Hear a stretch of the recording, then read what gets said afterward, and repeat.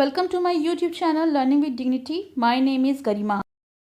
आज हम इस वीडियो में करेंगे class 7th Hindi UP board Manjari book का पार्ट 2 राजधर्म। यह एक जातक कथा है। राजधर्म का अर्थ होता है राजा का धर्म, यानी राजा का कर्तव्य जो उसकी प्रजा के लिए होता है। तो चलिए ये पाठ शुरू करते हैं। महात्मा बुद्ध यानी महात्मा गौतम बुद्ध का जन्म 563 ईसा पूर्व शाक्य गणराज्य में कपिलवस्तु के निकट लुम्बिनी नामक स्थान पर हुआ था। जातक कथाओं में बौद्धिस्त के नाम से विभिन्न रूपों में उनके पूर्व जन्मों का उल्लेख किया गया है, यानी उनके पूर्व जन्मों के बारे में बताया गया है। प्रस्तुत पाठ राजधर्म में भी एक ऐसी जातक कथा दी गई है। इस कथा में बताया गया है कि किसी राज्य का जो राजा होता है उसका जिस प्रकार का आचरण यानी व्यवहार होता है उसका प्रभाव उस राज्य की प्रजा के साथ संपूर्ण पर्यावरण पर भी पड़ता है, यानी जो आसपास का पूरा वातावरण है उस पर भी पड़ता है। तो चलिए कहानी पढ़ते हैं। ब्रह्मदत्त विवेकशील राजा था। विवेकशील यानी विचारवान, जो सबकी भलाई का सोचता था। वह सत्य असत्य उचित अनुचित का सदा ध्यान रखता था, यानी क्या सच है क्या झूठ है, क्या सही है क्या गलत है, इन सारी बातों का वो बहुत अच्छे से ध्यान रखता था। लेकिन वो एक ऐसे व्यक्ति को ढूंढता था जो उसकी दोषों के बारे में उसे बता सके। दोष यानी गलतियाँ। प्रशंसा करने वाले तो सभी होते हैं, सभी लोग तारीफ करते हैं, पर दोष बताने वाला कोई नहीं मिलता। अंतःपुर, दरबार, नगर के बाहर की सभी लोग राजा के गुणों का बखान करते थे। अंतःपुर यानी रनिवास, यानी जितने लोग रानी जितनी रहती हैं जिस कमरे में, उसे हम अंतःपुर कहते हैं। और जितने भी राज दरबारी थे, नगर के वासी थे, वो सब राजा के गुणों का बखान करते थे। कोई भी उनके अवगुण नहीं बताता था। राजा ने सोचा कि जनपद में कोई एक ऐसा व्यक्ति मिल जाए जो उनके दोषों के बारे में उन्हें बता सके, उनकी गलतियां उन्हें बता सके। अतः वो वेश बदलकर, यानी अपना राजा का वेश न पहनकर कोई दूसरे वेश में पूरे जनपद में घूमने के लिए निकल गए। पर वहाँ भी उनको अपना गुण सुनने को मिला, दोष नहीं। फिर भी वे घूमते हुए हिमालय प्रदेश पहुँचे।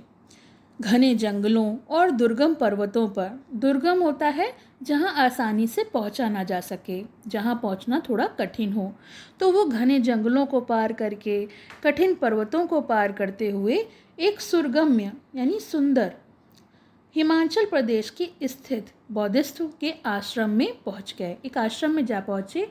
उसने उन्हें श्रद्धापूर्वक प्रणाम किया। श्रद्धापूर्वक यानी पूरे आदर के साथ। बौद्धिस्ट के राजा का कुशल क्षेम पूछा, मतलब उन्होंने उनसे यहाँ आने का मकसद पूछा कि किस इरादे से आप यहाँ आए हैं। फिर आश्रम में राजा एक और चुपचाप बैठ गया। बौद्धिस्ट जंगल से पके गोंदे लाकर खाते थे, यानी एक प्रकार का जंगली फल होता है, उसको लाकर खाते थे। वह गोंदे शक्तिवर्धक यानी शक्ति देने वाले और शक्कर के समान मीठे थे। उन्होंने राजा को संबोधित कर कहा, महापुण्य, ये गोंदे खाकर पानी पियो। राजा ने गोंदे खाए और पानी पिया।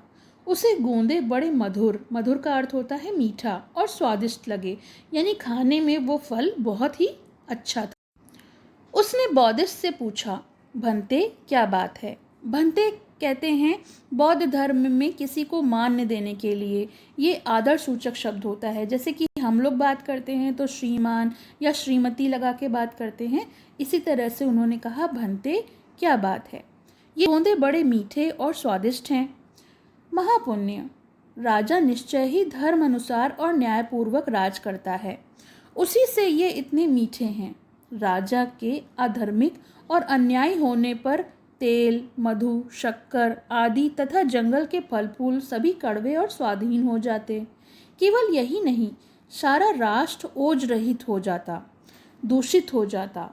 राजा के धार्मिक और न्यायप्रिय होने पर सभी वस्तुएं मधुर और शक्तिवर्धक होती हैं और सारा राष्ट्र शक्तिशाली और ओजस्वी होता है। भंते ऐसा होता होगा, ये कहकर राजा अपना परिचय दिए बिना ही बौद्धिस्त को प्रणाम कर अपनी राजधानी लौट आया। उसने सोचा, तपस्वी बौद्धिस्त के कथन की परीक्षा करूंगा, अधर्म और अन्याय से राज करूंगा और देखूंगा कि उनकी बातों में कितनी सच्चाई है, क्योंकि उनके अनुसार तो जब राजा न्यायप्रिय है तभी ये सब हो रहा है।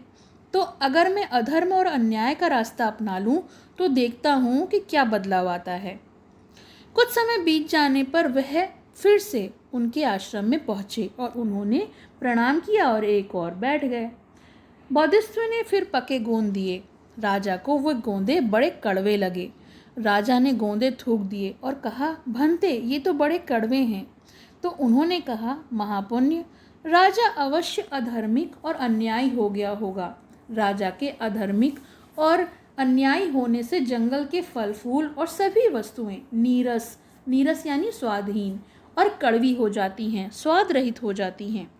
यही नहीं, सारा राष्ट्र ओज रहित हो जाता है। राजा के और जिज्ञासा करने पर बौद्धिस्त ने कहा, गायों के नदी तैरते समय बैल यानी जो नेता होते हैं यदि टेढ़ा हो जाता है तो नेता के टेढ़े जाने के कारण सभी गायें टेढ़ी जाती हैं और वे मार्ग भटक जाती हैं।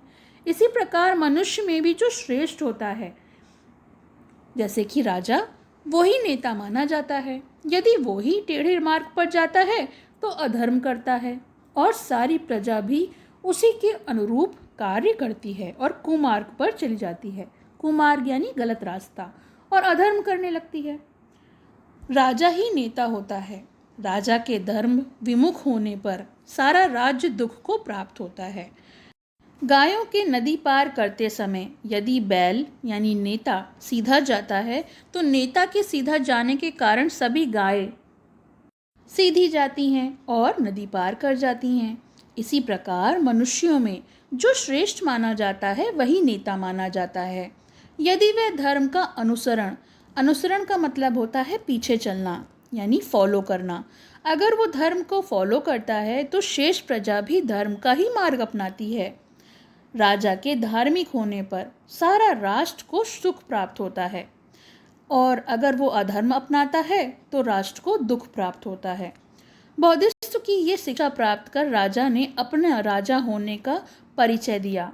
विनयपूर्वक बोला, भंते, मैंने ही पहले गोंदों को मीठा कर फिर कड़वा कर दिया, अब फिर मैं उन्हें मीठा करूँगा, यानी अब मैं धर्म का मार्ग अपनाऊंगा और फिर कभी उन्हें कड़वा नहीं होने दूंगा। यही मेरा संकल्प यानी दृढ़ निश्चय है और मेरा व्रत है।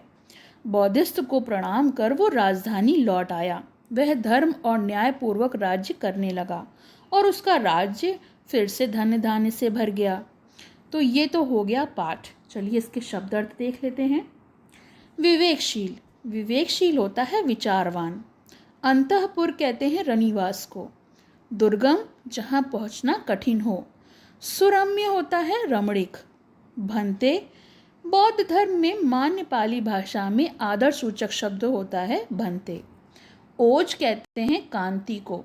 जिज्ञासा यानी जानने की इच्छा, क्यूरोसिटी। अनुसरण, पीछे चलना, फॉलो करना। संकल्प होता है दृढ़ निश्चय। तो ये तो हो गया पाठ। इसके प्रश्न अभ्यास हम लोग अगले वीडियो में देखेंगे। इस किताब से जुड़े हुए सारे पाठ की प्लेलिस्ट का लिंक मैं आपको डिस्क्रिप्शन में दे दूंगी, तो आप वहां से देख सकते हैं। पसंद आया हो तो लाइक करें, शेयर करें और चैनल को सब्सक्राइब करें।